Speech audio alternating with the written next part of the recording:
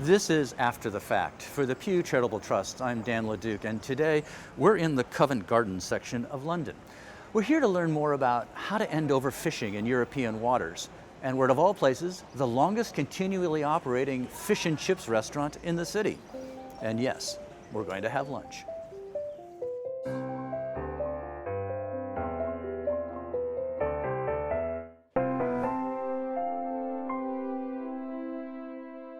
If you've ever had fish and chips in London, chances are you've eaten cod. But it wasn't so long ago scientists were starting to wonder if these fish would be around much longer. Overfishing brought cod to critically low levels in the late 2000s. With a lot of work, the number of North Sea cod has nearly tripled over the past 12 years. It's up to 118,000 metric tons. And that's this episode's data point, 118,000. For North Sea cod, there's more work to be done. Later, we'll talk about an important deadline the European Union is working to meet by the year 2020. And it's sometimes a struggle for consumers to tell if the fish they're buying is sustainably sourced. To dig deeper into this issue, we headed to one of London's most popular spots for fish and chips, or as a Londoner would call it, a chippy. We're in Rock and Soul Place, the longest continually operating fish and chips restaurant in all of London, right? Correct. Yeah. Ali and Ahmed Ziadin. How are you? Thank you for hosting us here this afternoon. You've run this place for the last 40-some years. Tell us about, first of all, what fish and chips means to Londoners. It's not just to London, it's a British national identity. Yeah. It's synonymous with the British as much as going to a pub and having a pint of beer. It's something that was a food of the people, and it was the first means for which they were able to go outside spending their money. It was the first original takeaway outside kitchen food supply that people were able to access. Right.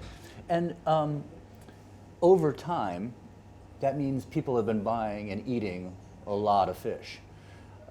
And more fish are being taken from the seas. You have become known for your interest in sustainable fishing. So how do you actually go about buying your fish and knowing that you're getting what you want and desire from the markets? We've been buying fish ourselves now for 40 years, and our known suppliers know our quality control. So for us, we know at discussion point if it's available, if they know our standard. If it's not what we require, they don't supply it to us. This way we won't buy from them for a period. Is it good for business to buy this kind of fish? Indeed. Yeah. Sustainability of the marketplace. So there's been a lot of fluctuations over the years as certain species tend to be overfished, and this is the problem a fisherman has. A farmer can look out to a field and he can count 20 or 30 cows that he can send to market. A fisherman puts a net over the edge of a boat. He doesn't know what he's getting until it's on the deck of the boat. And I believe that this leads to sometimes errant catches, but again, it's a situation that leads to something called bycatch, which is hugely wasteful, and that needs to be addressed in my book quite thoroughly. Are your fellow chippy owners starting to recognize this as well? Indeed, yes. It's all the top operators are following these principles, and anyone sees a good principle, one adopts it. You don't we're not belligerent to it. If you see this is how you evolve, you have to be dynamic. You have to move with the times. And again, with the British public, there's this perception, and this is our problem, that fish and chips needs to be pennies, not pounds. And people go to the supermarkets, they see what the cost of fish is, but yet when it comes to buying it from a fish and chip shop, it's meant to be much more pocket friendly for them. Right. Well, I can't wait to have lunch. Indeed. Well, let's get you some of this fare and you can see what we do with it, because we use quite a lot, so hopefully you'll find this a justified means to an end. I'm sure we will. I look forward to it. Thanks, gentlemen. Thank you.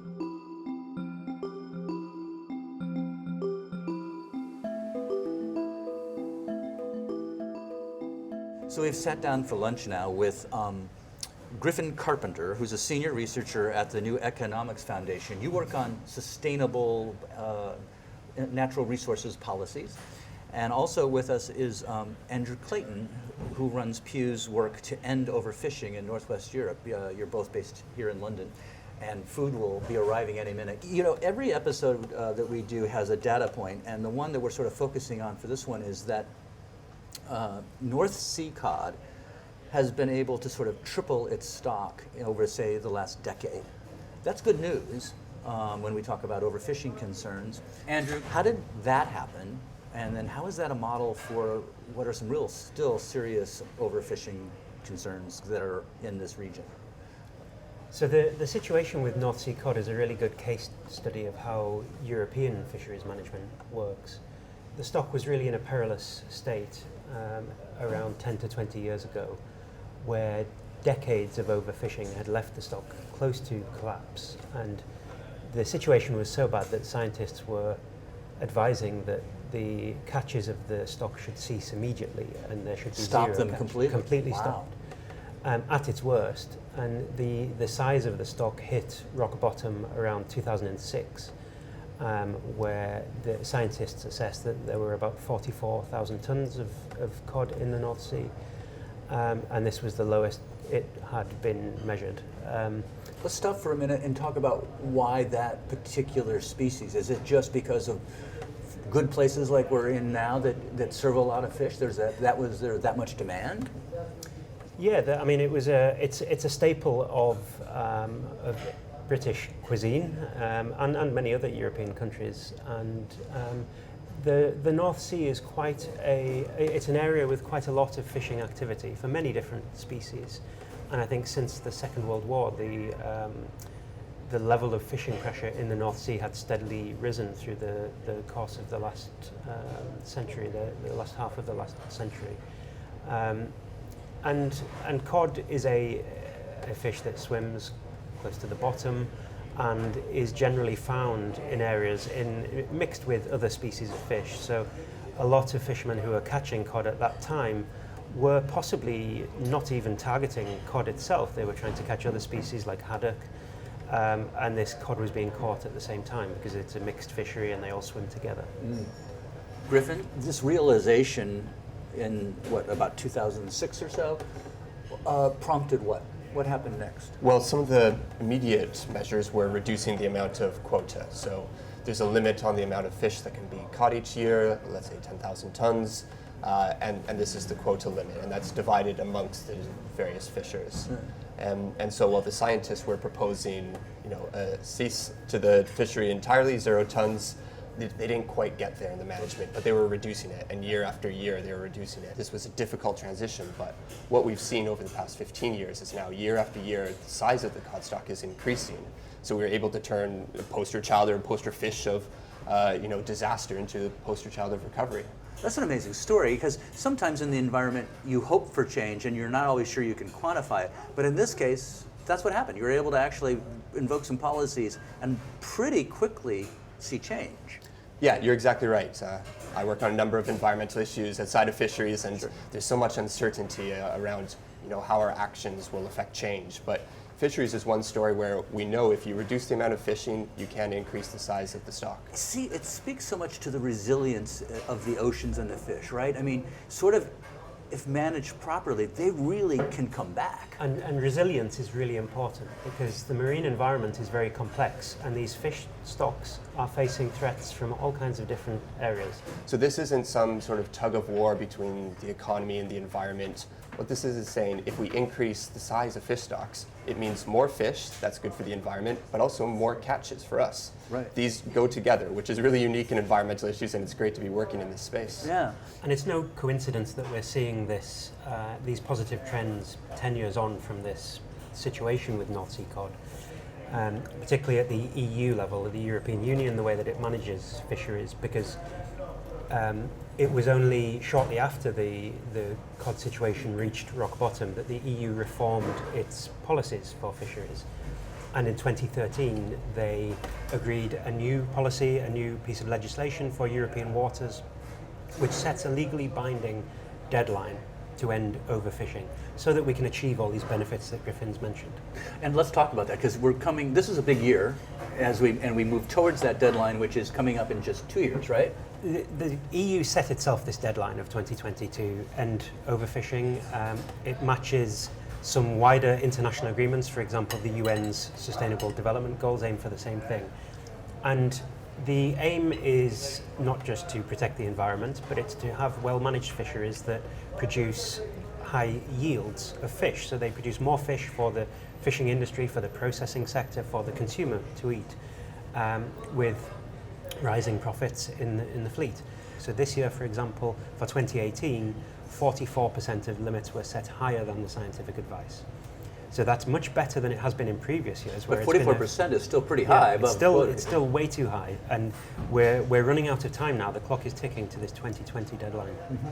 And that's the problem, is if you leave all the decisions to the last minute, then you can have much harsher reductions. So, well, that's just it, right? Let's make sure everybody understands it. You wait and you wait and you wait, and if you had done it gradually, it would have hurt as much at the time. But suddenly, if you're facing your deadline and need to do a reduction, that a fisherman's going to really feel. So it hurts a lot more, but also you delay the benefits. So you Right. wait another 10 years to get the kind of boom in fish stocks and profitability. We're talking so much about the EU, but we are in London as we speak, and Brexit is looming for the UK. What impact, if any, does that have on all of this? most of the Brexit debate is around this issue of shares. How much goes to each country? How do you split the pie? But really, from a sustainability perspective, the same question arises: is how large is the pie? Is it 10,000 tons or 12,000 tons? And so the important thing is that North Sea cod and all the 100 other fish stocks commercially fished around the UK are shared. They're inevitably going to require decisions made with our neighbors, Ireland, Belgium, France, etc. And so there will be some sort of framework where we set catch limits, and those need to be sustainable. You can't have one side fishing too much, or it erodes the fish stock for everybody. But you noted that the UK fishing fleets are starting to see some benefit of this sustainability, right? They want to see some progress continue. That's a hopeful sign. Yes, so certainly around the Brexit process, the UK fleet has been emphasising they don't want to lose those gains, and this is good for their business. And the UK government also is emphasising it wants to be a world leader in its fisheries management. So the UK is well placed to get this policy over the finishing line and to manage fisheries well in the future. Aha, please come join us. We've been looking forward to this. Regular code for you. Thank you. Fantastic. Enjoy. Oh, thank you so much. All right, we're having a fascinating conversation, but we have to take a break and try some of this. Okay, well, we need lots of salt and vinegar. Salt and vinegar, okay, let's do this. And when it's sustainable, does it taste better? In your soul. In your soul, I like that. Well, Andrew Griffin, thanks so much for joining us. And now let's eat before the fish gets cold. Absolutely.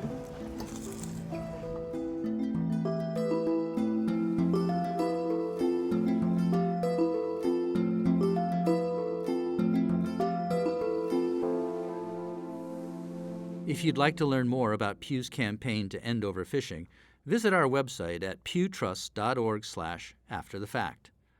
Our thanks to Rock and Soul Place for their hospitality during our time in London. If you like what you hear, help us out by leaving a review on Apple Podcasts or Google Podcasts or wherever you listen. Thanks for joining us. For the Pew Charitable Trusts, I'm Dan LeDuc, and this is After the Fact.